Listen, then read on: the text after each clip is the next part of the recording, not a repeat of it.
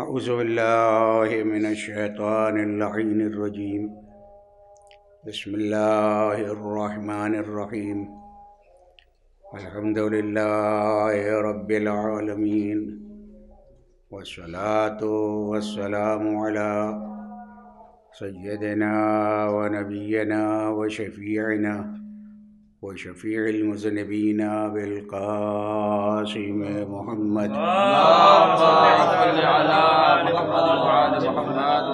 وآله الطيبين الطاهرين المعصومين المظلومين، ولعنة الله على أعدائهم أجمعين من يومنا هذا إلى يوم الدين.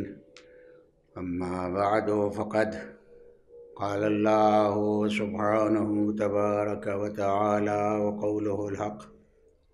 بسم الله الرحمن الرحيم. قل لا أسألكم عليه أجرا إلا المودة في القربى. صلوات بھیج دیں. اللهم صل على محمد وعلى محمد وعلى. ارشاد رب العزت ہو رہا ہے سایہ مبارکہ میں کہ اے رسول کہہ دیجئے کہ میں تم سے اپنی رسالت کے سلسلے میں ہونے والی زحمتوں اور مشکلوں کا اجر کچھ نہیں چاہتا سوائے اس کے کہ تم میرے اہل بیت سے مودت کرو. آپ جانتے ہیں کہ محبت اور مودت میں بڑا فرق ہے. محبت اس کو کہتے ہیں کہ جس میں دوسری شے شریک ہو، دوسری محبت شریک ہو، اور مودت اس محبت کو کہتے ہیں کہ جس میں کوئی دوسری شے شریک نہ ہو. جو ہر محبت پہ بھاری ہو اسے کہتے ہیں مودت. سبحان اللہ. اور جس محبت میں، اس لیے کہ انسان کی فطرت ہے محبت کرنا، اور محبتوں میں شرکت ہوتی ہے عام طور سے. اولاد سے محبت ہے، گھر سے محبت ہے، مدرسے سے محبت ہے، اس لیے کہ مادر علمی سے سب سے زیادہ محبت ہوتی ہے. تو یہ سب محبتیں ہوتی ہیں جس میں شرکت ہے. ماں سے محبت، باپ سے محبت، اولاد سے محبت، اقربا سے محبت، اس لیے کہ قرابت داروں سے بھی خاص طور سے حکم دیا گیا ہے. لیکن مودت وہ ہے کہ جس میں کوئی شے شریک نہیں ہوتی، ہر محبت پہ بھاری، اسے کہتے ہیں مودت. اللہ نے اہل بیت سے محبت نہیں بلکہ مودت کا حکم دیا ہے. سبحان اللہ. سبحان اللہ. یعنی ایسی محبت نہ ہو کہ جس میں کوئی شریک ہو. اور آج کل ہے یہی مسئلہ، کچھ مودت والے ہیں، کچھ محبت والے ہیں، اس لیے کہ کہتا ہر ایک ہے. سبحان اللہ. بھائی محبت اہل بیت کا دعویٰ سب کرتے ہیں. وہ جو حضرت علی کو پہلا امام نہیں مانتے وہ بھی کہتے ہیں محبت کرتے ہیں، لیکن ان کے یہاں محبت میں دوسری محبتیں شریک ہیں. اور ہمارے یہاں جو محبت ہے وہ اس منزل پہ ہے جس کے لیے مودت کا حکم دیا ہے. اور یہ دونوں نمونے موجود ہیں دنیا کتابوں میں، دونوں نمونے موجود ہیں. ایک طرف ایک گروہ سے جیسے ہی جو محبت کا دعوے دار تھا، امام نے ارشاد فرمایا کہ اس جلتے ہوئے تنور میں اتر جاؤ. ایک صلوات بھیج دیجیے. صل علی محمد وعلى محمد وعلى. جلتے ہوئے تنور میں اتر جاؤ.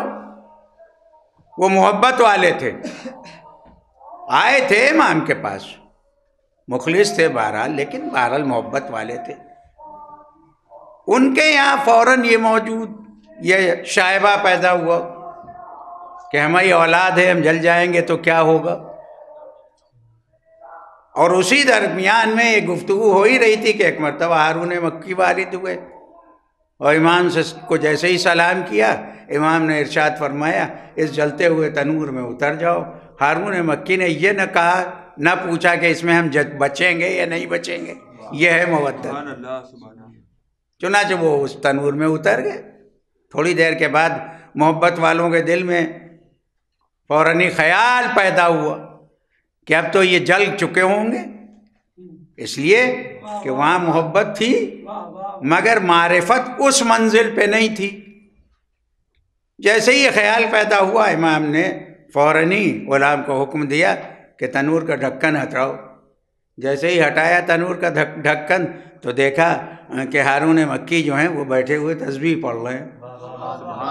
اور وہ تسبیح بھی محبت اہل بیت والی ہوگی. ایک صلوات بھیجیے محمد وآل محمد.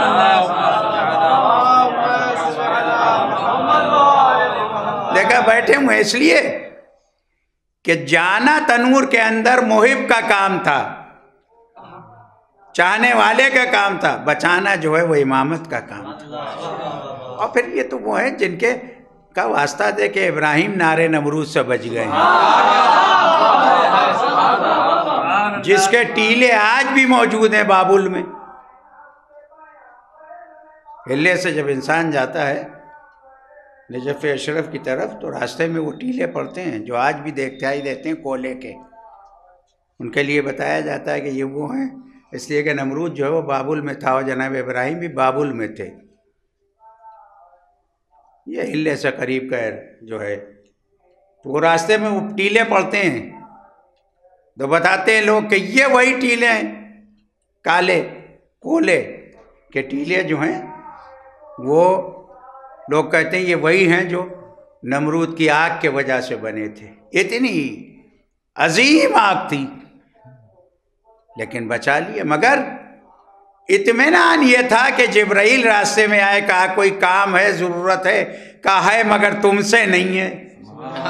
جب اس منزل پہ فائز ہوتا ہے انسان تبھی تو خلت ملتی ہے.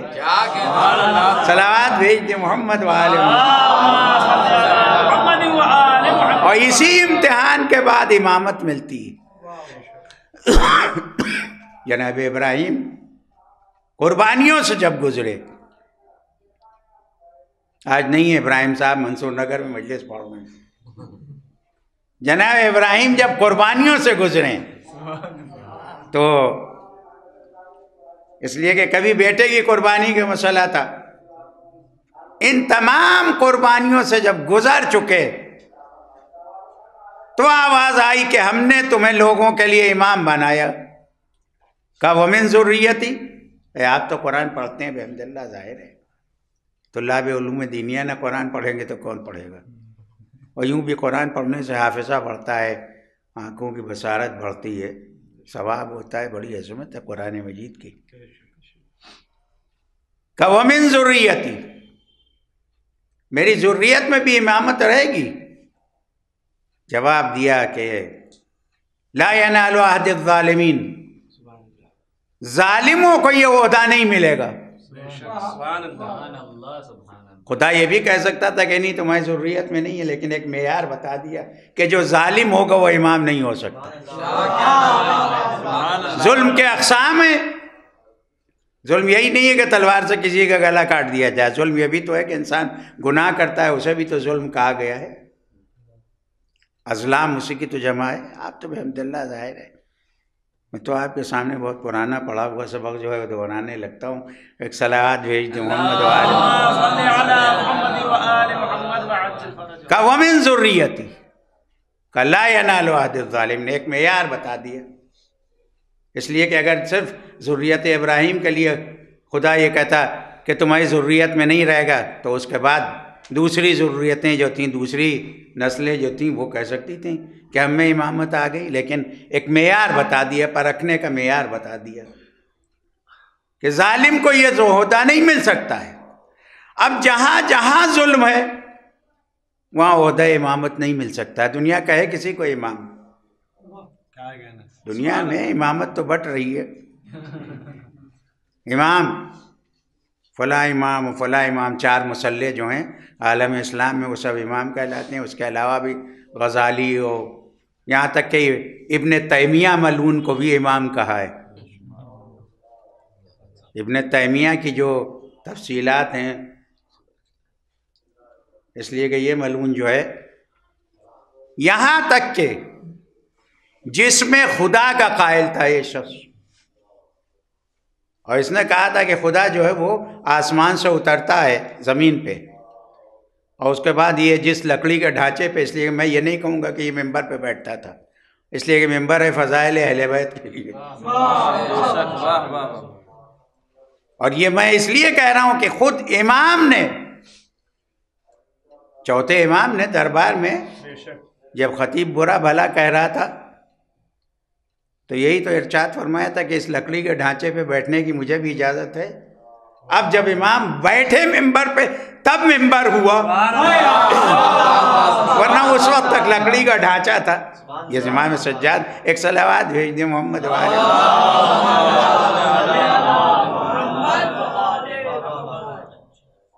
تو ابن تیمیہ نے، اور یہ شخص بیٹھا ہوا تھا جس لکڑی کے ڈھانچے پہ، ایک مرتبہ ایک زینہ اس سے اترا، کہنے لگا یوں اترتا ہے خدا۔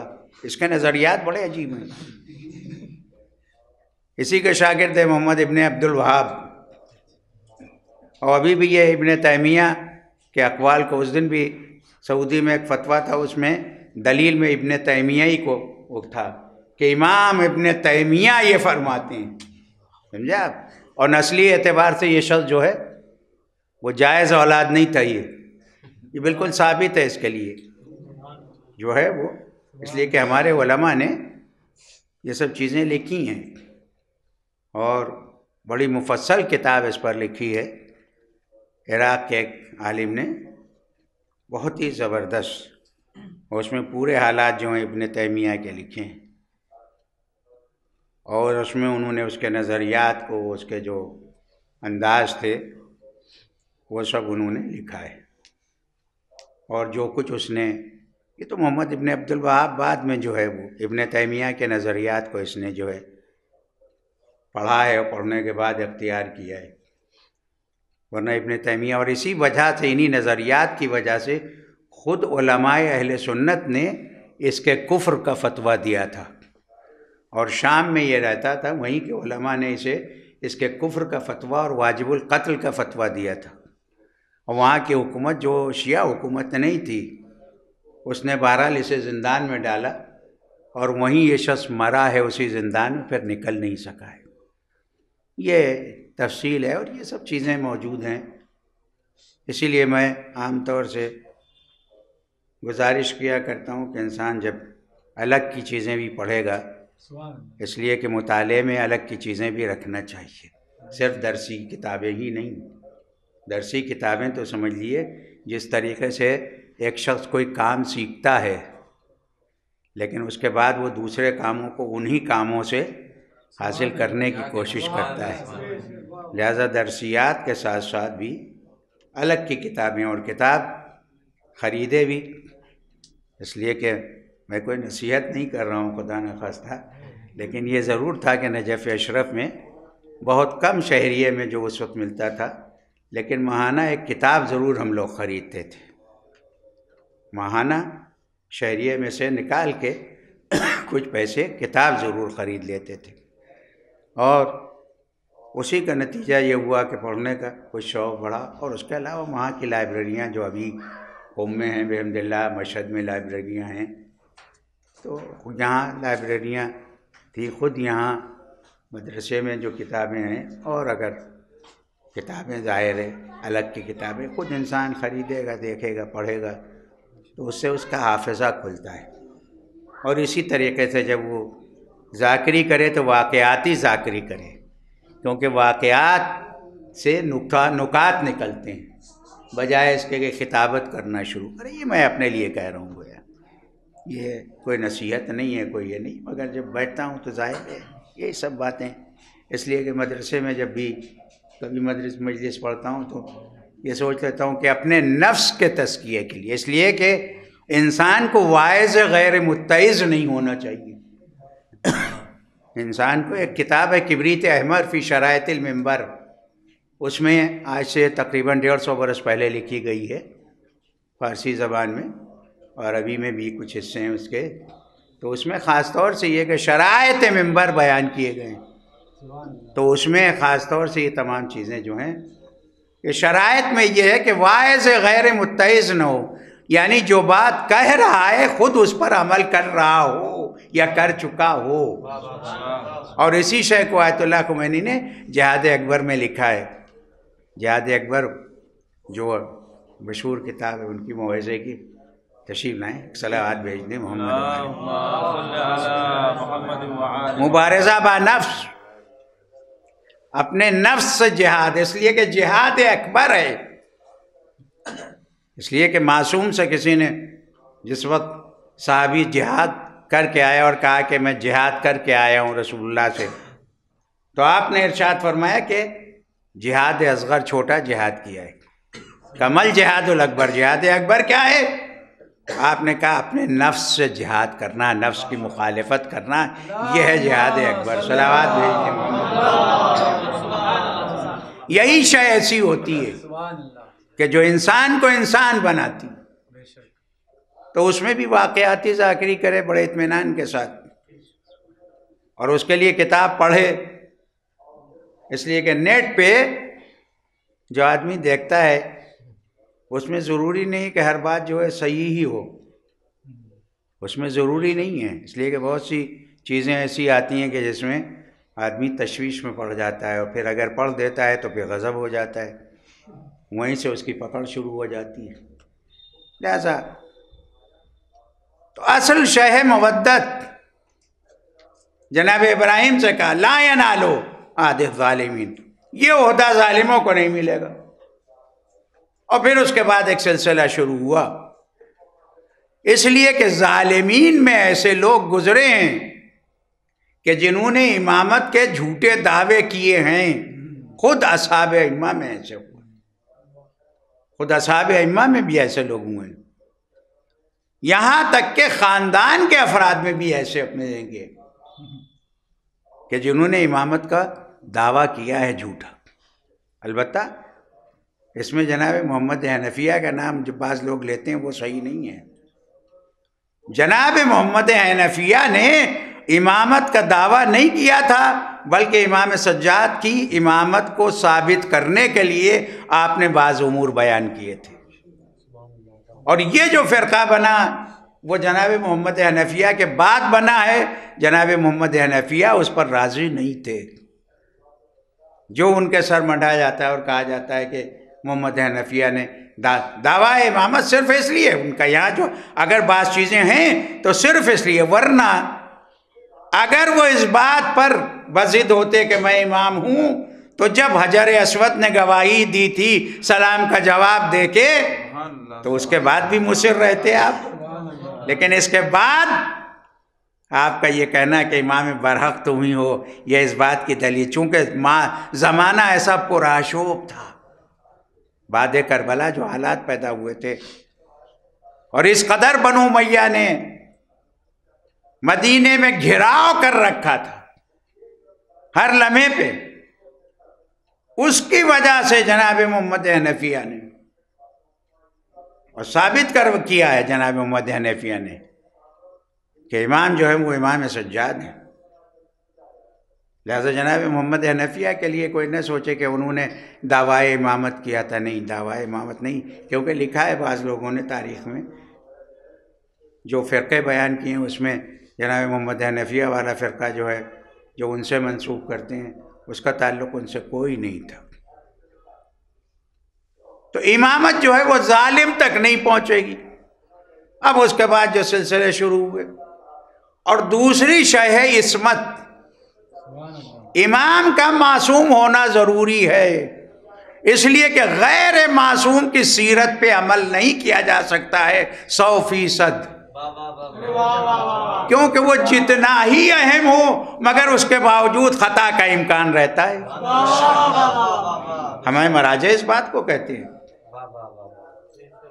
ہمارے مراجع کے یہاں یہ باتیں موجود ہیں، اس لیے کہ وہ دعویٰ عصمت نہیں کرتے ہیں، باوجود کہ اتنی عظیم منزل پر فائز ہیں، لیکن دعویٰ عصمت نہیں کرتے ہیں، اس لیے کہ جس دن دعویٰ عصمت کریں اسی دن وہ عدالت سے ساقط ہو جائیں گے، اس لیے کہ معصوم 14 ہے، 15واں ہو نہیں سکتا ہے۔ ادھر آ جائیے، اندر آئیے، ایک صلوات بھیج دیجیے۔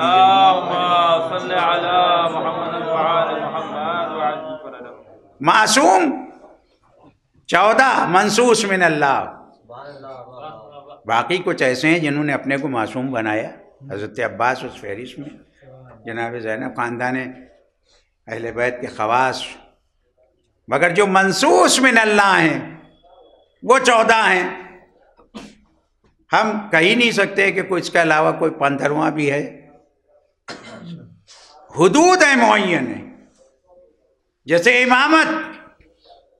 امامت کے لیے بھی 12 سے 13 ہو ہی نہیں سکتے، اس لیے کہ یہ سب اللہ کی طرف سے مسئلہ ہے. دنیا کے بنائے ہوتے ہیں تو آج بناتے ہیں لوگ، کل انہیں معزول بھی کر دیتے ہیں.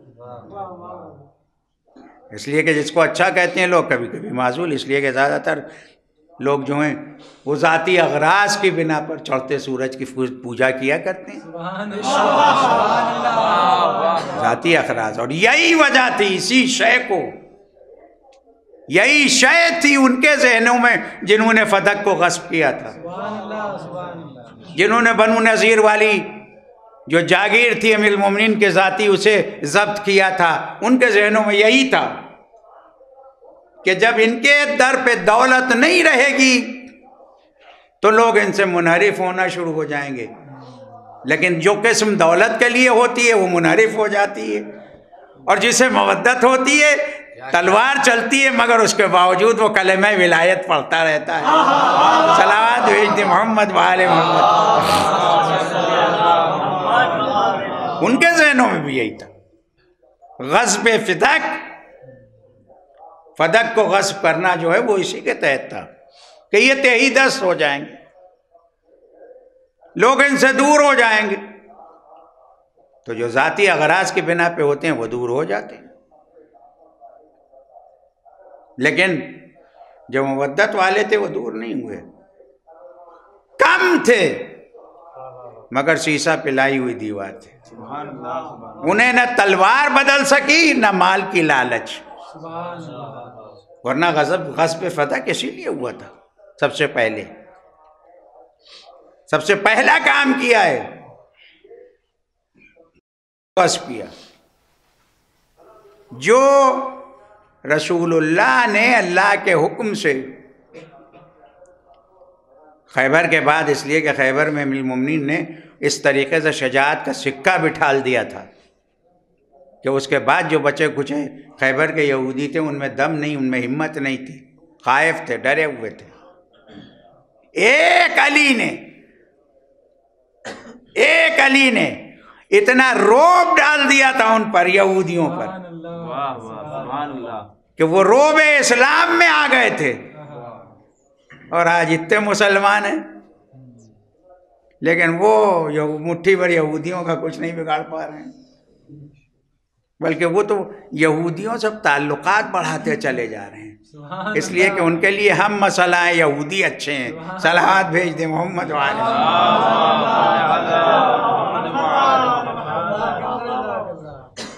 ان کے لیے ہم مسئلہ ہیں، آپ مسئلہ ہیں، شیعت مسئلہ ہے. کیوں؟ وجہ یہ کہ اصلی شے ہمیشہ مسئلہ ہوتی ہے نقلی کے مقابلے. بازار میں اکثر ہوتا یہی ہے. معلوم ہم کوئی شے لینے گئے، ہم نے کہا ISI کی مہر ہونا چاہیے جو ہندوستان کا ماڈل ہے، وہ معتبر جانا جاتا ہے کہ صاحب اس کو جو ہے گورنمنٹ نے منظور کیا ہے، اس دوا کو، اس شے کو، لہذا انسان تلاش کر کے اسی کو. اور جو نقلی مال ہوتا ہے، بھئی یہ بات ضرور ہے کہ اصلی میں خوشبو بہت ہوتی ہے اور نقلی میں خوشبو نہیں پیدا کر پاتے ہیں.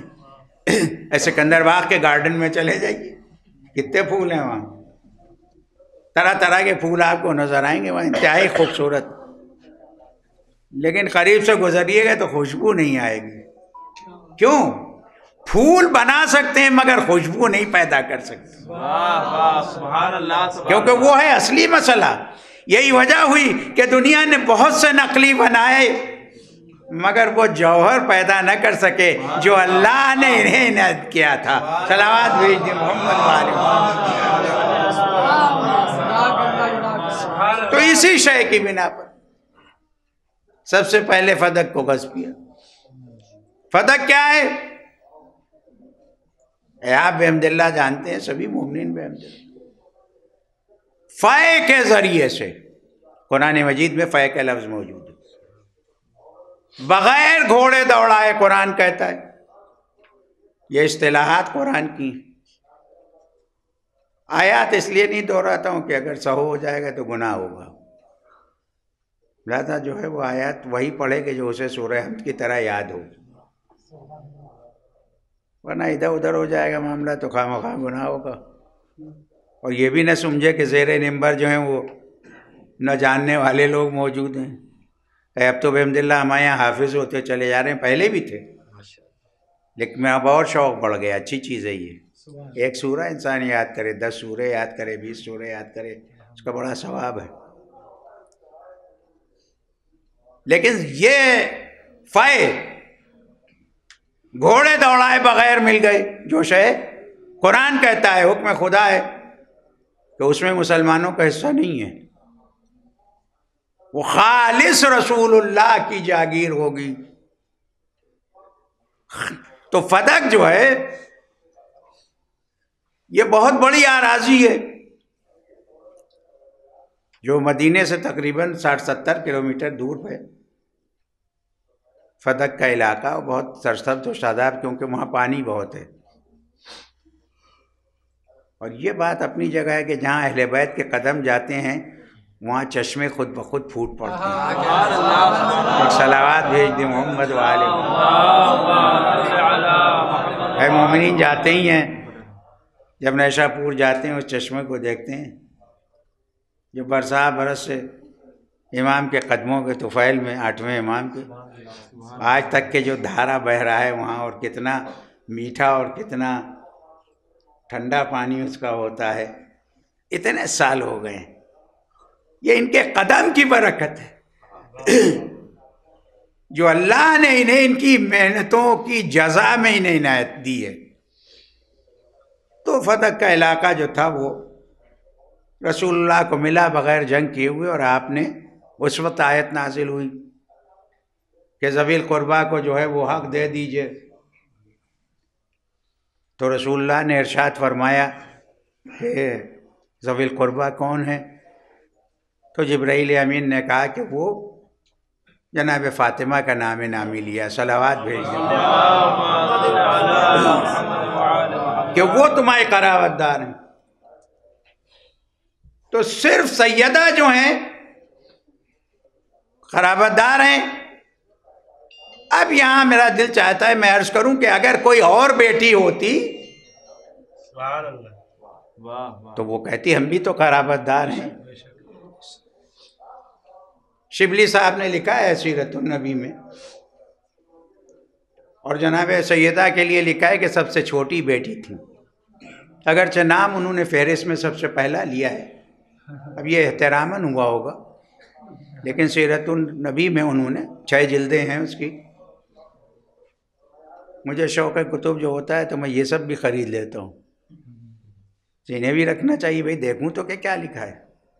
اور اس کا جواب اسوۃ الرسول جناب فوق بلگرامی نے بہت تفصیل کے ساتھ بڑے بڑے مجلدات میں 6-7 جلدوں میں انہوں نے بھی لکھا ہے. چنانچہ انہوں نے لکھا ہے کہ پیغمبر کی 4 بیٹیاں تھیں. پہلا نام جناب سیدہ کا، لیکن لکھتے ہیں نیچے کہ سب سے چھوٹی بیٹی کا نام تھا سیدہ کونین کا نام نامی لیا. تو اس وقت جب پیغمبر فدق کو ہبہ کر رہے تھے حکم خدا سے، تو کیوں نہیں ان بیٹیوں میں سے کسی نے کہا کہ بابا ہمیں بھی تو کچھ عطا کیجئے، ہمیں بھی تو حصہ دیجئے. اور اگر 4 بیٹیوں کی موجودگی میں پیغمبر صرف ایک بیٹی کو عنایت فرما رہے ہیں یہ اراضی، تو نعوذ باللہ عدالت رسول مشکوک ہو جائے گی. ٹھیک ہے، یہ کون سی بات ہوئی؟ 4 بیٹے ہیں، کسی کو معلوم ہوا سب کو 3 کو محروم کر کے ایک کو جو ہے پوری جائیداد اس نے دے دی. اور 4 لائق بیٹے تھے، اس لیے کہ بعضی وقت تو ایسا ہوتا ہے اخبار میں آتا رہتا ہے کہ ہم اپنی جائیداد سے، اس لیے کہ یہ میں کہنے میں نہیں ہے، مثلا بھئی اخبار میں آتا رہتا ہے لہٰذا ہم اپنی جائیداد سے محروم کر رہے ہیں. وہ اور مسئلہ ہے. رسول اللہ کی بیٹیوں کے لیے یہ تھوڑی کہا جا سکتا ہے کہ نعوذ باللہ وہ ان میں یہ لیاقت نہیں تھی یہ تو مسلمانوں کی دل آزاری ہوگی اس سے، کیونکہ ایک تو معصومہ ہیں ہمارے عقائد کی بنا پر، اور باقی 3 جو ہیں وہ مسلمانوں میں محترم ہیں، رسول کی بیٹیاں کہلاتی ہیں۔ کوئی ایک تو ہوتا، دیکھیے 3 موقع تھے جن پر بیٹیوں کو ثابت کیا جا سکتا تھا، ایک قبالہ فتح لکھتے وقت، دوسرے فتح کے مطالبے کے وقت کہ کوئی بیٹی آتی یا کہتی کہ ہمیں حصہ دیجئے، یا کہتی کہ نہیں یہ حدیث صحیح ہے، ہم وراثت نہیں لینا چاہ رہے ہیں، ہم یہ ہبہ نہیں لینا چاہ رہے ہیں۔ اور ایک منزل وہ ہے جو ہوتی ہے آخری وقت، رسول اللہ کے وصال کے وقت بھی تو کوئی اور بیٹی موجود ہوتی، اور اگر کہیں دور تھی، حالانکہ تھی مدینہ ہی میں ایک، اس لیے کہ ذوالنورین کا معاملہ ہے، ایک کا انتقال ہو چکا تھا، دوسری بیٹی تو تھی موجود، اور وہ صاحب مدینہ ہی میں تھے، کہیں دور بھی نہیں تھے، وہیں قریب میں رہتے تھے۔ ایک بیٹی ہو سکتا ہے کہیں دور، کتنی ہی دور بیٹی ہو لیکن کم از کم 40ویں میں آ جاتی ہے، کسی موقع پہ تو آتی ہے۔ ایک صلوات بھیج دیں محمد والے محمد۔ تو اب یہ بیٹیاں کہاں سے آ گئیں؟ یہ تو اختراع ہے کہ یہ 3 باقی بیٹیاں، یہ جناب خدیجہ کی بہن کی بیٹیاں تھیں جن کا انتقال ہو گیا تھا، جناب خدیجہ نے ان کو پالا، پیغمبر نے پالا ان کو، اور ربائب جو ہے وہ اصطلاح عرب میں بیٹیاں کہلاتی، بیٹی کہلاتی۔ اسی بنا پر تو زید ابن حارثہ کو جو ہے وہ بیٹا رسول اللہ کا کہا جانے لگا تھا، کیونکہ پالا تھا آپ نے، جبکہ وہ غلام کی شکل میں بکے تھے اور آئے تھے، ایک پورا بڑا تفصیلی واقعات ہے۔ اسی لیے میں واقعے سے واقعہ، کیونکہ واقعات پڑھتا ہوں تو ایک کڑی شروع ہو جاتی ہے اور وقت گزر جاتا ہے آدمی جو ہے۔ تو فتح کے مسئلہ جیسے ہی فتح کو غصب کیا اور معصومہ کے، اس لیے کہ جب رسول اللہ نے ہبہ کیا تھا تو قبضہ بھی دے دیا تھا، کیونکہ شرعی اعتبار سے ہبہ میں یہ ہے، اور جب قبضہ دے دیا جاتا ہے تو کینسل نہیں کیا جا سکتا ہبہ نامہ، جب تک قبضہ نہیں ہے اس وقت تک ہو سکتا ہے تبدیلی کرتے ہوئے کوئی شخص کہ کسی بنا پہ تبدیلی، لیکن جب قبضہ دے دیا ہبہ میں تو اس کے بعد پھر اس کی گنجائش نہیں ہوتی۔ قبضہ ثابت ہے اس لیے کہ معصومہ کے قبضے میں تھا، اور معصومہ کے عامل کارندے جو تھے وہ فتح میں موجود تھے، فتح کی زمین پر موجود تھے، وہی معصومہ کے جو ہے معین کیے ہوئے عامل، کیونکہ لکھا ہوا ہے تاریخوں میں، اور یہ بات علماء اسلام نے عام طور سے لکھی ہے، عام کتابوں میں موجود ہے۔ چنانچہ معصومہ کونین دربار میں گئیں اور وہ عظیم خطبہ پڑھا جسے خطبہ فتح کہتے ہیں، عربی میں بھی ہے، اردو میں بھی ہے۔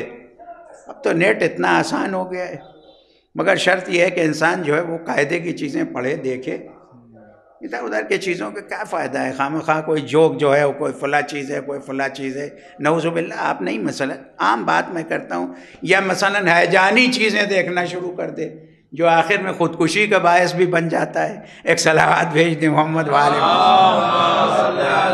مطلب کی چیزیں، اس لیے کہ ہر شے جو بنتی ہے اس میں جائز کا پہلو ہوتا ہے۔ انسان جواز پیدا کر سکتا ہے، ریڈیو بنا تھا، ٹرانزسٹر آیا تھا، اس میں بھی جواز کا پہلو تھے، کیونکہ قاعدے کی چیزیں سنتے لوگ، خبریں سن رہے ہیں مثلا یا اور چیزیں سن رہے ہیں، حرام پہلو ہوتے ہیں، لیکن ظاہر ہے مومن کیوں حرام چیز کو دیکھے گا؟ ظاہر ہے اہل بیت والا۔ ٹی وی آیا مثلا، اس میں بھی جائز۔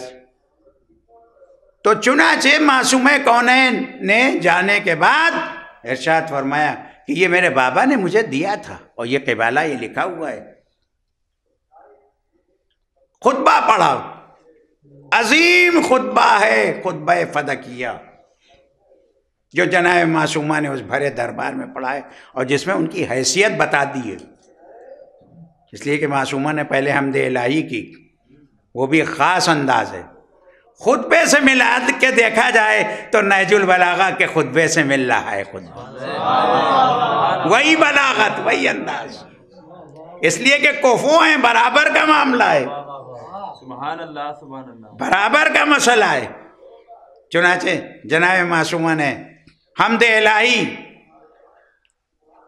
خدا کی کو پہچانوایا، اللہ کی تعریف، پھر اس کے بعد اپنے والد بزرگوار کا ذکر، ان کی زحمتوں کا ذکر، یہ بھی بتایا پچھلے واقعات کہ تم تھے کیا، حیثیت بتا دی۔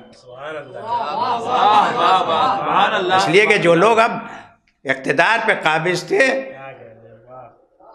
اور اس جگہ پہ بیٹھے ہوئے تھے جو رسول اللہ کے بیٹھنے کی جگہ تھی، البتہ ایک زینہ نیچے اتر کے، تو وہاں وہ افراد تھے، ان کی حیثیت بتا دی۔ سناٹا چھا گیا تھا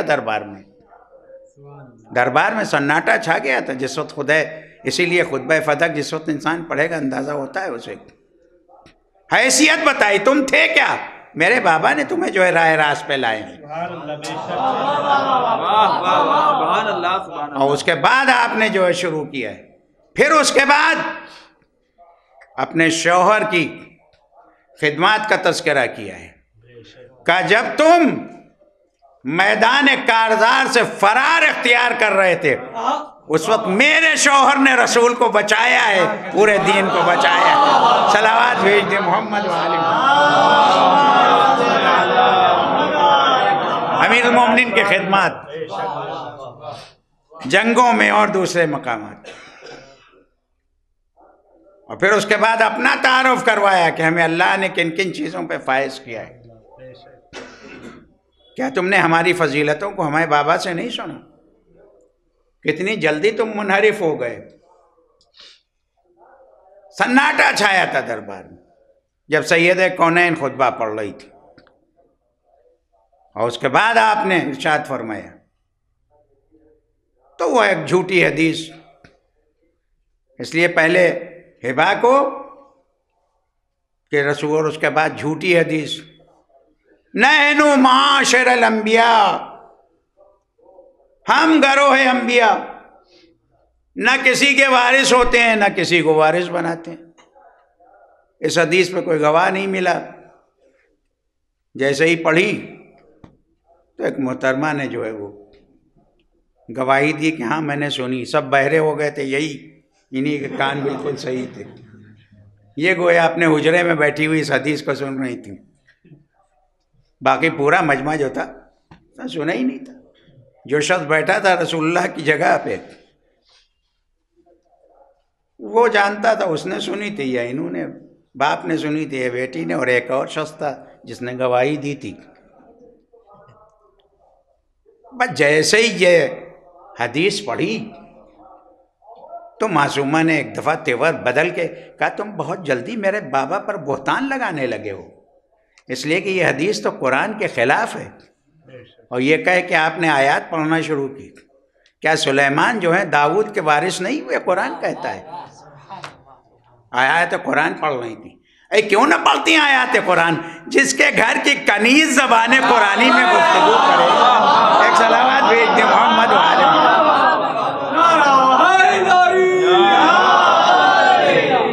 وہ بھی خود کیسی ہوگی؟ کس قدر قرآن، کیونکہ قرآن انہی کے گھر میں آ رہا ہے۔ کا وارث نہیں ہوتے، کا سلیمان بھی نبی ہیں، داؤد بھی نبی ہیں، وارث ہوئے یا نہیں ہوئے؟ دوسری آیت سورہ مریم کے پڑھی جس میں جناب زکریہ کہہ رہی پروردگار مجھے وارث دے دے جو میرا بھی وارث ہو اور آل یعقوب کا وارث ہو۔ دوسری آیت پڑھی۔ تیسری آیت مومنین جو ہیں وہ زمین کے وارث ہیں، یہ پڑھنا شروع کر دیا، دم بخود ہو گئے۔ اب سمجھ میں آیا کہ معصومہ جو لوگ بڑے مزنے میں کہتے ہیں کہ ارے فتق میں تھا ہی کیا، اور پھر یہ تو ایک گھرانہ ایسا تھا جو سب کچھ بخش دیتا تھا، بڑی خوبیوں سے کہتے ہیں نا، تو ان سے یہی کہنا ہے کہ معصومہ فتق لینے کے لیے نہیں گئی تھیں، قرآن کو بچانے کے لیے گئی تھیں، ورنہ آج وراثت کا چیپٹر ہوتا ہی نہ آپ کی کتابوں میں۔ سورہ نساء میں اور دوسری جگہوں پر جو وراثت کے چیپٹر ہیں، اور ہمارے یہاں جو کتاب المیراث سب سے زیادہ سخت ہے، پڑھائی جاتی ہے فقہ میں، وہ ہوتی ہی نا، اس لیے کہ سب اسی حدیث کو دہرانے لگتے اور وراثت کا مسئلہ ختم ہو جاتا۔ تو معصومہ کونین نے 3 آیتیں پڑھی ہیں اور آیات بھی پڑھی ہیں آپ نے، لیکن ان 3 آیتوں سے خاص طور سے کہا تم میرے بابا پہ تہمت لگا رہے ہو، بہتان لگا رہے ہو۔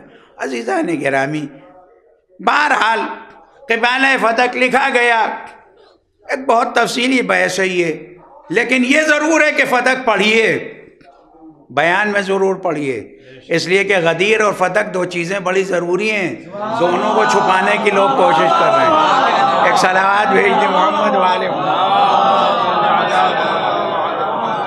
اور یہ زمانہ خصوصیت کے ساتھ، اس لیے لوگ کہتے ہیں کہ صاحب اب اس کی کیا ضرورت ہے، یہ تو اس سے نزاع ہوتا ہے، تقریب مذاہب ہونا چاہیے۔ یہ جو تقریب مذاہب کا نعرہ ہے، یہ تخریب کا مسئلہ ہے، یہ مذاہب قریب آ ہی کیسے سکتے ہیں؟ اس لیے کہ 4 مولوی بیٹھے ہوئے ایک جگہ کہہ رہے ہیں کہ ہم تقریب مذاہب کے جو ہے وہ کوشش کر رہے ہیں، باقی حکومتوں والے جو ہیں جن کے ہاتھ میں اقتدار ہے وہ تو اپنے اعتبار سے مذاہب چلا رہے ہیں۔ ابھی آپ دیکھیے کیا ہوا ہے، رقص و سرور سعودیہ میں جائز ہو گیا، کرسمس منایا گیا وہ جائز ہے، لیکن میلاد النبی جو ہے وہ ناجائز ہے۔ کسی کے ہاتھ کے جو ہیں وہ نشان لیے گئے ہیں تاکہ یادگار رکھا جائے، رسول اللہ کی یادگار مٹا رہے ہیں۔ جس گھر میں رسول اللہ پیدا ہوئے تھے اس گھر کو ختم کر دیا، دار ارقم جو بالکل ہی مسجد سے ملا ہوا تھا اسے ختم کر دیا، مٹا دیا، اور جو یادگاریں تھیں وہ مٹا دی۔ معلوم ہو وہ یادگاریں اب آج وہ مفتی کہاں چلے گئے جو فتویٰ دیتے تھے؟ معلوم ہے مفتی جب سرکاری ہوگا تو سرکار کے تابع ہوگا، اسی لیے تو مرجعیت ہمارے یہاں سرکاروں کی تابع نہیں ہے۔ صلوات بھیج دیں محمد وآل محمد۔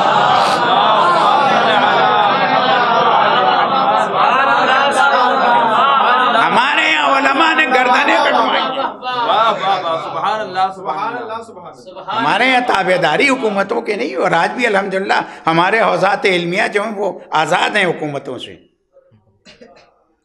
چاہے وہ حوزہ قوموں کا یا حوزہ نجف یا اور جگہوں کے حوزات ہوں۔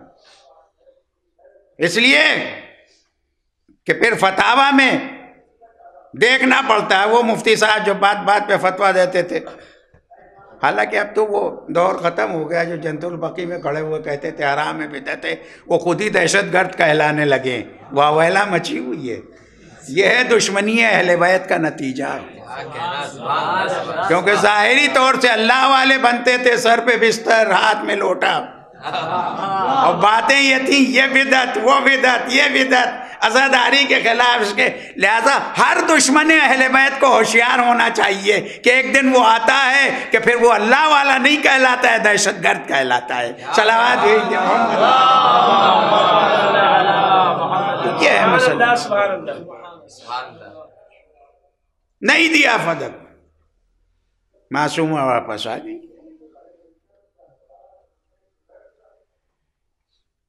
اس لیے کہ فتق اور خلافت علی جو ہے وہ دونوں جو ہیں لازم و ملزوم ہیں۔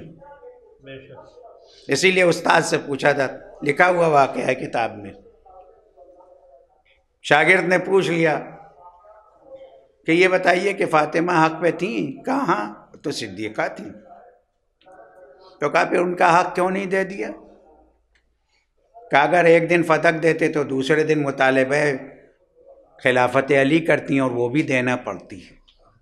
فتق اور خلافت علی 2 چیزیں لازم و ملزوم ہیں، اسی لیے غدیر اور فتق دونوں کے سلسلے میں گو مگو کا لوگ جو ہے معصومہ کے مسائل میں طرح طرح کی۔ عزیزان گرامی، سن 11 ہجری میں جس حدیث کی گواہی دی تھی، سن 24 ہجری میں جب دوسرے صاحب کی موت کا وقت آیا ہے تو انہوں نے اپنے فرزند عبداللہ کو بھیجا مادر مہربان کے پاس، کہا میرے ابا نے کہا ہے کہ اب میری موت کا وقت آ گیا ہے، اعتذار میں ہوں، اجازت منگوائیے، میں چاہتا ہوں کہ اپنے صاحب اپنے دوست کے پاس دفن ہوں۔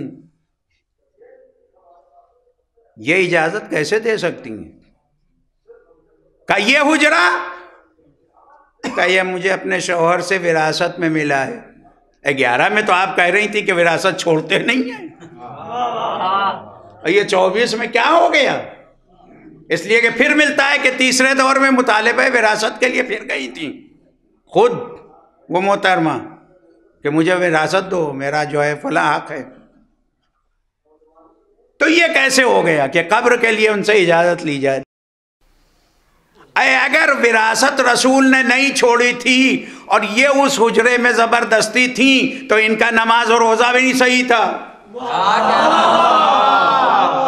صحیح نہیں تھا، اس لیے کہ ظاہر ہے زبردستی۔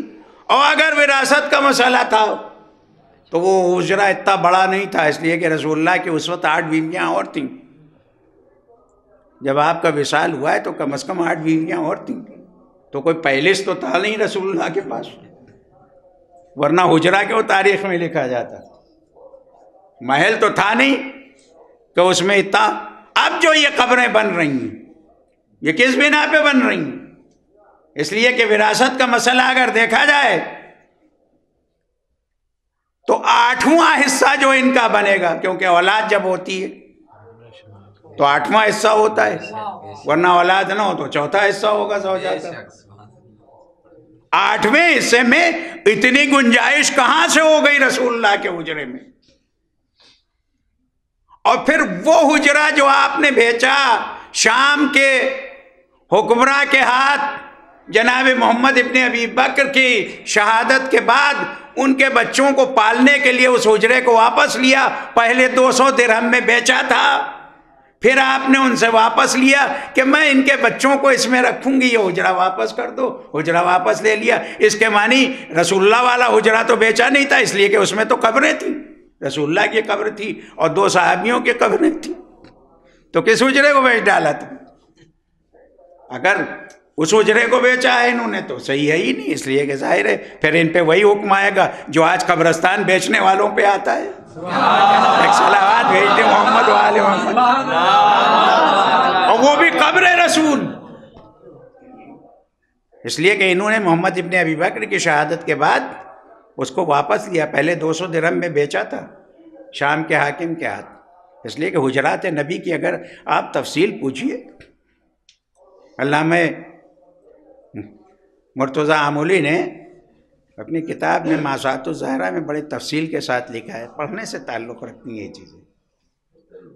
چنانچہ اس حجرے کو واپس لیا ہے اس وقت، تو ایک طرف وراثت کے قائل نہیں اور دوسری طرف وراثت کا مطالبہ، حق نہیں دیا معصومہ کو۔ آج کچھ لوگ بہت ہی مصلح بن جاتے ہیں، ارے صاحب ان چیزوں کی کیا ضرورت ہے، تو اپنے حقوق چھوڑ دیجئے، آپ تو سپریم کورٹ تک پہنچ جاتے ہیں 2 بالش زمین کے لیے۔ وہ جو پورا علاقہ تھا، باغ شعراء کے یہاں ضرورت شعری کے اعتبار سے نظم ہو رہا ہے باغ فدق، ورنہ فدق کی جو اراضی ہے اس کے حدود خود 7ویں امام نے ہارون کو بتائے تھے، تاریخ میں یہ چیزیں موجود ہیں۔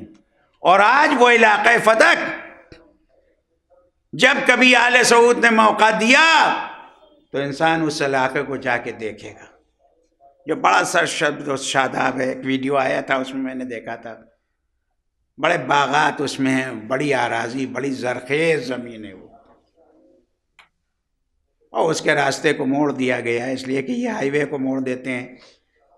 انہوں نے جوفے والے ہائی وے کو موڑا، مکے کا راستہ جو ہے جدے کی طرف سے ہائی وے بنا کے، تاکہ لوگ جو ہے وہ غدیر کا میدان نہ دیکھنے پائیں، اور اس کے بعد وہ انہوں نے فدق والا علاقہ وہ بھی ہائی وے موڑا ہے، طائف کے لیے جو جاتا ہے اسے بھی موڑ دیا ہے انہوں نے۔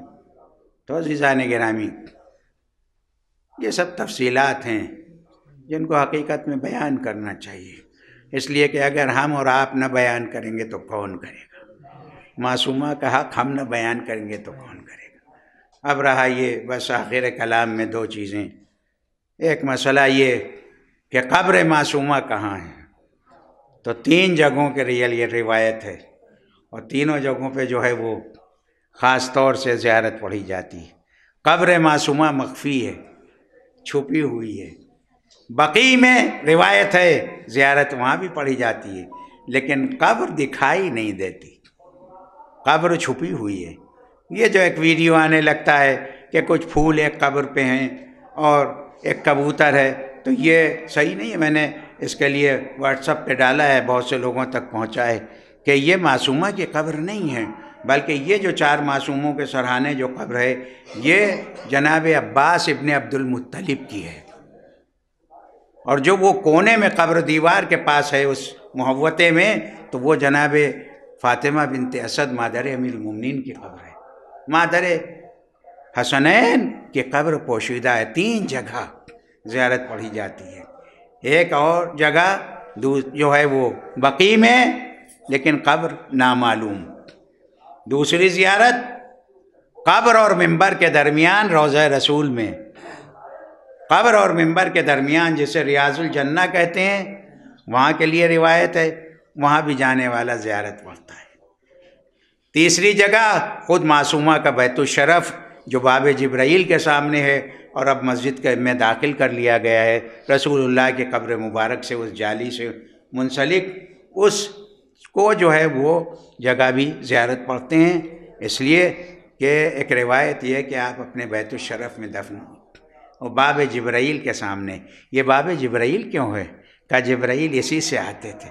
کہاں جاتے تھے؟ کہا کہیں گہوارہ جنبانی کرنے کے لیے جاتے تھے، کہیں چکی چلانے کے لیے جاتے تھے، کہیں سلام کہنے کے لیے خدا کا آتے تھے، اس لیے باب جبرائیل کے بالکل سامنے۔ اللہ آپ کو زیارت نصیب فرمائے۔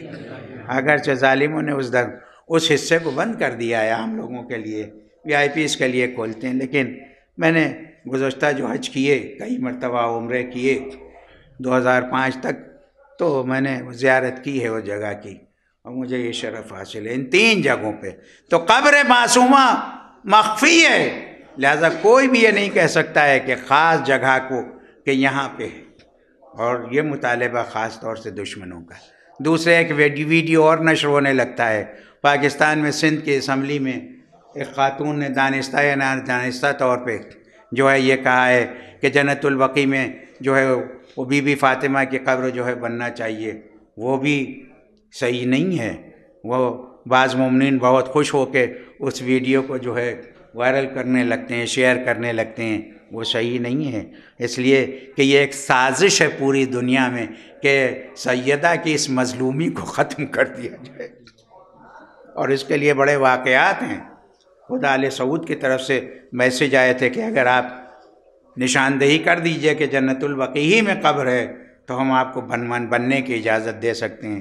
اس پر اس وقت کے ہمارے علماء نے، جس میں خاص طور سے آیت اللہ العظمیٰ گل پائگانی مرحوم نے کہا مجھے ٹکڑے ٹکڑے کر دیا جائے مگر یہ میں نہیں لکھ نہیں سکتا ہوں، اس لیے کہ یہ شیعت کی 1400 سالہ تاریخ مظلومیت کو جھٹلانے کی کوشش کی جا رہی ہے، لہٰذا اس کے لیے خاص طور سے متوجہ رہیں۔ آپ طلاب علوم دینیہ ہیں، میں بھی طالب علم ہوں، طلاب علوم دینیہ اور اہل علم کا یہ فرض ہے کہ وہ مومنین کو اس بات کی طرف سے متوجہ کرتے رہیں، اس لیے کہ مومنین جو ہے وہ ظاہر ہے خاص طور سے سادہ لو حضرات اس چیز پر متوجہ نہیں ہوتے ہیں، لہذا اس زمانے میں خصوصیت کے ساتھ یہ چیزیں اگر آئیں تو فوراً آپ متوجہ کیجئے اور خود مومنین ایک دوسرے کو متوجہ کریں، اس لیے کہ یہ ظاہرہ کی بہت بڑی مظلوم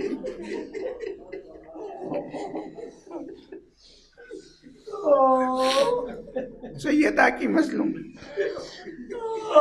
آج ہر طرف غم منایا جا رہا ہے، خمسے عشرے ہر بستی میں ہر جگہ، اور یہاں بھی الحمدللہ خداوند عالم رحمت نازل فرمائے اس صاحب قبر پہ، مولانا عالم صاحب قبلہ مرحوم پر۔ انہوں نے اپنی اولاد کی تربیت محبت کے اعتبار سے، مدرسہ بھی الحمدللہ پہلے سے بہت بہتر حالات میں، اور اسی کے ساتھ درس ولایت بھی خوب دیا جاتا ہے۔ عزیزان گرامی، یہ مجلسیں اس مظلومہ کی یاد میں ہو رہی ہیں۔ ایک ایرانی ڈاکٹر کا تجزیہ بھی آیا تھا کچھ دن پہلے، وہ ہڈی کے ڈاکٹر ہیں بہت بڑے ایران کے، انہوں نے تجزیہ تھا کہ اگر انگلی ٹوٹ جائے یا پیر خدا نخواستہ ٹوٹ جائے تو اٹھتے وقت تکلیف ہوگی، ہاتھ اٹھاتے وقت تکلیف ہوگی، لیکن انہوں نے کہا تھا کہ اگر پسلیاں ٹوٹ جائیں تو سانس لینے میں درد ہوتا ہے۔ اللہ رے معصومہ کا صبر 75 دن یا 90 دن معصومہ اس تکلیف میں تھی مگر امیر المومنین سے نہیں بتایا۔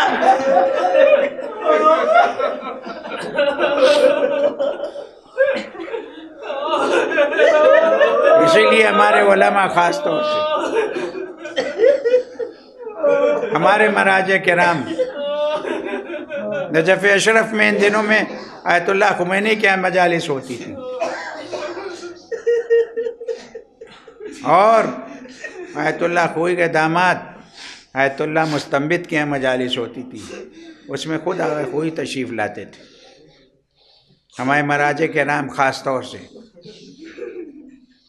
ایران میں، قم میں، مشہد میں، سب جگہ علماء کے یہاں مجالس، مومنین کے یہاں مجالس 20 دن تک مسلسل، یعنی 75 دن والی روایت سے اور یہ 90 دن والی روایت تک ہمارا سلام ہو جس کی قبر بھی مخفی ہے، جس کی تاریخ شہادت بھی متعدد ہے، وہ بیٹی جو شرف کائنات ہے، جس کی خلقت جناب آدم سے پہلے ہوئی، چھٹے امام نے کیا حدیث موجود ہے، جس کو اللہ نے اتنا برگزیدہ قرار دیا کہ جب پیغمبر معراج پہ تشریف لے گئے تو جنت کے سیب کی شکل میں، اسی لیے پیغمبر سیدہ کے گلو کا بوسہ لیتے تھے۔ کسی بی بی نے پوچھا کہ آخر یہ سیدہ کے گلے کا بوسہ آپ کیوں لیتے ہیں؟ کہا اس میں اس سیب کی خوشبو آتی ہے جو جنت میں مجھے دیا گیا تھا۔ امت نے کیا سلوک کیا، کیا سلوک کیا امت نے؟ امام حسن علیہ السلام کے لیے یہ ہے کہ آپ اس راستے سے نہیں چلتے تھے، بہت کم سن تھے مگر امام ظاہر امام، ہمارے بچوں کی طرح تھوڑی ان کا بچپنا ہوتا ہے، ماں کے ساتھ تھے۔ اس وقت دربار سے سیدہ واپس آ رہی تھی قبالے کو لیے، ایک شخص ملا، اس نے کہا یہ ہاتھ میں آپ تمہیں کیا ہے آپ کے ہاتھ میں؟ اب وہ تو ظاہر ہے جس الفاظ میں کہ خدا ان پر لعنتیں قیامت تک کی ہیں، قیامت تک کے ان کے لیے معاملات ہیں۔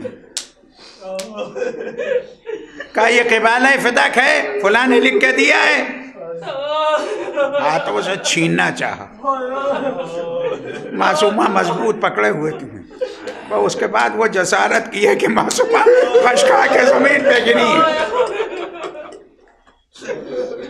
غش کھا کے گری، اس لیے کہ جب گئی ہیں دنیا سے۔ بس عزیزوں مجھے یاد آ گیا، ابھی 2-3 دن پہلے ایک شاعر کا کلام عربی زبان میں اشعار ہیں، مجھے جو یاد آ رہا ہے میں ترجمہ پیش کر رہا ہوں۔ شاعر نے کہا ہے، پہلا مصرع ہے، اے جانے والے مدینے، جب رسول اللہ کی زیارت کرنا تو رسول اللہ سے پوچھنا کہ آپ کی چہیتی بیٹی کی قبر کیا یہی ہے؟ اس لیے کہ ظاہر زیارت پڑھ رہا ہے جناب معصومہ کی وہاں بھی، اور یہ جانے والے جب بقیع میں جانا تو وہاں 4 اماموں کی قبریں ہیں جن میں بیٹا بھی ہے امام حسن، امام سجاد ہوتے ہیں، امام باقر، امام صادق۔ ان چاروں سے پوچھنا کیا آپ کی مادر گرامی یا جدہ یہاں دفن ہے؟ کہاں پہ قبر بتائیے؟ اور جب کوئی جواب نہ ملے تو اے ظاہر نجف چلے آنا، اور آنے کے بعد علی کی زیارت پڑھ کے کہنا اے مولا علی آپ نے یہ تو فرمایا کہ سیدہ کی پسلیاں ٹوٹی ہوئی، شانے پہ نیل، چہرے پہ نیل، آنکھوں پہ نیل تھے، اتنا بتائیے کہ آپ کی چہیتی زہرا کی قبر کہاں ہے؟ ہمارا سلام ہو اس مظلومہ پر جب علی غسل دے رہے تھے تو ایک مرتبہ چیخ مار کے رونا شروع کیا. غسل دے کے نکلے. چاہنے والے نے پوچھا کہ کیا بات ہوئی, ایسے کبھی ہم نے آپ کو روتے ہوئے نہ دیکھا. جواب دیا, تم نے یہ سوال کر کے میرے دل کو برما دیا. ارے سیدہ کی پسلیاں ٹوٹی ہوئی تھی, مگر سیدہ نے مجھ سے نہ کہا. جب قبر میں رکھ کے روضہ رسول کی طرف ایک دفعہ فرماتے, اے اللہ کے رسول, آپ نے یہ امانت جو دی تھی میں آپ کے سپرد کر رہا ہوں, مگر جب آپ نے امانت دی تھی تو صحیح و سالم تھی, اب پسلیاں ٹوٹی ہوئی ہیں, آنکھوں پہ ڈھیل ہے, شانے پہ نشانات, ظالمون جزاؤہم وسيعلم الذين ظلموا. ربنا تقبل منا انك انت السميع العليم وتب علينا.